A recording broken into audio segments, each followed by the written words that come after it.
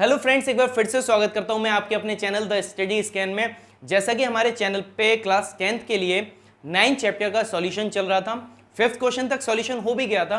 तो आज की वीडियो में हम 6th क्वेश्चन का सॉल्यूशन आपके सामने लेके आए हैं। उससे पहले बस मैं आपसे इतना ही कहूंगा, चैनल को लाइक कीजिए, शेयर कीजिए, सब्सक्राइब कीजिए भाई, और शुरू करते हैं 6th क्वेश्चन। तो चलिए शुरू करते हैं क्वेश्चन नंबर 6 का सॉल्यूशन। क्वेश्चन दे रखा है हमें क्या, A 1.5 meter tall boy is standing at some distance from a 30 meter tall building। यानी कि अगर मैं बात करूं तो इसका डायग्राम कुछ ऐसा बनेगा कि ये आपकी एक 30 मीटर ऊंची 30 मीटर हाई बिल्डिंग है। चलिए हम बिल्डिंग को पूरा बिल्डिंग जैसा ही बना लेते हैं।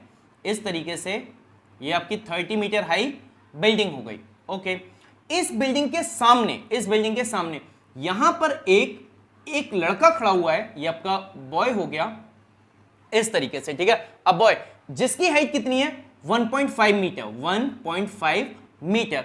ओके, अब देखिए हमसे बोला गया है is standing at the some distance, यानी कि हमें इन दोनों के बीच का डिस्टेंस नहीं दे रखा है। चलिए ठीक है। The angle of elevation from his eyes to the top of the building increases 30 to 60 degree as he walks towards the building। यानी कि जैसे लड़का चलता हुआ बिल्डिंग की तरफ जाता है तो उसका एलिवेशन एंगल जो यहां पर उसकी आंखों से 30 डिग्री था, अब उसके आगे बढ़ने पर यानी कि जब वो यहां तक आ जाता है तो वो एंगल कितने का हो जाता है, 60 डिग्री का बन जाता है, कुछ इस तरीके से, ठीक है, इस तरीके से।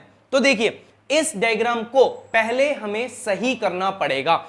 जैसा कि हम जानते हैं और मैंने अपनी पुरानी इंट्रोडक्शन वीडियोस में बताया कि एंगल जो होता है वो आइस से ऊपर का होता है। जब तक आइस के सिमिलर हाइट होती है, आइस के सिमिलर, वहां का एंगल 0 होता है। तो दैट मींस कि अगर हम इसकी आइस की मतलब 30 इसके एलिवेशन की बात करें तो इसकी आंखों से ये होगा 30 डिग्री का और इसकी आंखों से यहां पे बनेगा कितने का, 60 डिग्री का, इस तरीके से, ठीक है, ऐसे बनेगा। तो एक और चीज सामने आएगी क्या कि उसने जो 30 मीटर की बिल्डिंग को देखा है उसका 1.5 मीटर यानी 1.5 मीटर तो उसने देखा ही नहीं है, क्योंकि वो तो ऊपर की तरफ देख रहा है, सिमिलर हाइट को देखता ही नहीं है। जब नहीं देखता तो इसका मतलब 1.5 मीटर उसका यहां का जो हाइट होगा वो कट जाएगी और बची हुई हाइट जो होगी वो आपकी 30 माइनस 1.5 मीटर, दैट मींस कि आपकी 28.5 मीटर होगी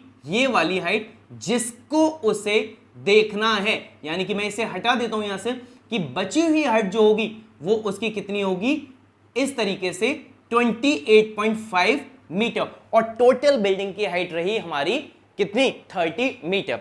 ओके, अब हमसे कहा गया है कि बताइए उसने कितना डिस्टेंस यानी अपनी ए पोजीशन से बी पोजीशन में कवर किया जो उसका एलिवेशन 30 से 60 हो गया। एक और चीज मैं साथ ही कहना चाहूंगा कि अगर गलती से हमने इसके एंगल्स को पलट दिया, 60 को 30 और 30 को 60 की जगह पर रख दिया, तो ये चीज गलत हो जाएगी। क्यों? क्योंकि हमें पता है ये जो आपका थीटा होता है ये इनवर्सली प्रोपोर्शनल होता है किसके, डिस्टेंस के। यानी कि जैसे जैसे डिस्टेंस कम होता जाएगा एंगल की वैल्यू बढ़ती जाएगी।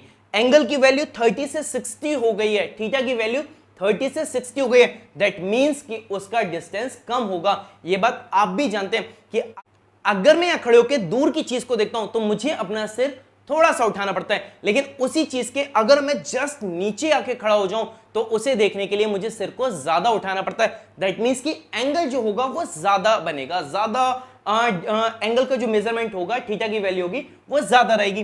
तो इस तरीके से ये हमारा पूरा पहले डायग्राम बना। ओके, इसे सी कर लेते हैं। ये आपका डी पॉइंट हुआ, ये आपका ई पॉइंट हुआ, ये आपका एफ, ये आपका जी, ठीक है, ये बन गया। तो चलिए अब देखिए शुरू करते हैं इसका सॉल्यूशन। यानी कि हमको इसमें जो निकालना है वो यहां से जीएफ यानी कि जीएफ डिस्टेंस निकालना है। तो चलिए सबसे पहले हमने एंगल लिया, ट्राइंगल लिया E D F, in triangle E D F, okay, by 1060 degree, 1060 से। क्यों? क्योंकि 1060 का मतलब ये है भाई परपेंडिकुलर और बेस है, तो परपेंडिकुलर दे रखा है, बेस निकालना है, तो बाय 1060 ये हो गया आपका परपेंडिकुलर अपॉन बेस 1060 का मतलब है √3, परपेंडिकुलर आपका कितना हो गया 28.5, बेस आपका कितना हो गया FD, ठीक है, क्रॉस मल्टीप्लाई किया तो FD इक्वल्स टू हो गया 28.5 अपॉन √3, ठीक है। इसे ऐसे ही छोड़ देते हैं क्योंकि अभी हमें और भी सॉल्व करना है, GF की वैल्यू निकालनी है, तो जब तक वो नहीं आ जाता इसको रेशनलाइज नहीं करते, बाद में कर लेंगे, ठीक है। अब हमने लिया कौन सा, इन ट्रायंगल GDE, ठीक है, इन ट्रायंगल GDE इसमें लिया तो देखिए यहां पे आपका आया क्या, by 1030 equals to perpendicular upon base 1030 यानी कि 1 अपॉन √3, परपेंडिकुलर यानी आपका 28.5 और B यानी बेस आपका पूरा हो गया GD, ये आपका पूरा निकल आया क्या GD, ठीक है। GD की वैल्यू निकाली तो देखिए GD इधर गया, क्रॉस मल्टीप्लाई होकर ये इधर आया 28.5 इंटू √3 यानी ये 28.5 √3 मीटर। अब देखिए GD आपका टोटल लेंथ हो गई G से D तक, यानी इस पॉइंट से इस पॉइंट तक ये टोटल लेंथ हो गई, ठीक है। FD हमें पहले ही मिल चुकी है, ये आपकी FD हो गई, FD इतना पार्ट, यानी कि अब अगर हम GF निकालेंगे तो GF इक्वल्स टू हो जाएगा हमारा GD माइनस FD, और देखिए दोनों वैल्यू GD की और FD की हमें पहले से ही मिली हुई है, तो GD मींस हो गया आपका 28.5 √3 माइनस इसको लिखा तो ये हो गया आपका 28.5 अपॉन √3, इस तरीके से एलसीएम लिया तो इसका आ गया 1, दोनों का एलसीएम लेंगे तो भाई ये हो गया आपका कितना √3, ठीक है। इसको किया तो 1 से √3 टाइम पे करेंगे तो 28.5 इंटू 3, क्योंकि √3 का √3 से मल्टीप्लाई किया तो सिर्फ 3 बनेगा, माइनस 28.5, इस तरीके से ये हो गया। अब देखिए इसको मल्टीप्लाई किया तो 3 5 15, ओके 1 कैरी हुआ, 3 8 24 और 1 25, डेसिमल भी आ गया, 2 कैरी हुआ, 3 2 6 यानी और 2 8, 85 माइनस 28.5 अपॉन √3, ये हो गई वैल्यू। आगे सॉल्व किया तो देखिए 5 में से 5 गया 0, 15 में से 8 गया, ये आपका 7 आ गया, 7 में से 2 गया, ये हो गया आपका 5, 57 अपॉन √3। अब हम इसको रेशनलाइज करेंगे क्योंकि अब ये आगे और सॉल्व होगा नहीं, हम फाइनल आंसर की तरफ बढ़ रहे हैं, और जब आंसर की तरफ बढ़ रहे हैं तो डिनोमिनेटर पर रूट नहीं छोड़ेंगे, यानी इनटू √3 अपॉन √3, ये हो गया आपका 57 √3 अपॉन 3, 3 से कैंसिल किया, 3 1 जा 3 9 जा यानी 19 √3 मीटर।